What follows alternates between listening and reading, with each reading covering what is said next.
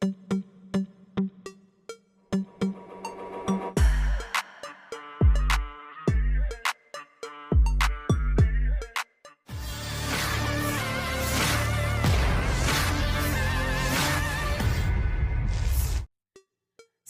rekaman ramai dibicarakan warganet di media sosial Telegram pada Sabtu 20 April 2024. Dalam rekaman tersebut memperlihatkan aksi penyerangan pasukan terjun payung Rusia di dekat desa Chasiv Yar. Setiap hari, pasukan terjun payung penjaga melakukan operasi penyerangan terhadap posisi angkatan bersenjata Ukraina di arah Artemovsk dekat desa Chasiv Yar. Seperti yang terlihat dalam rekaman, kedua kubu terlibat aksi baku tembak.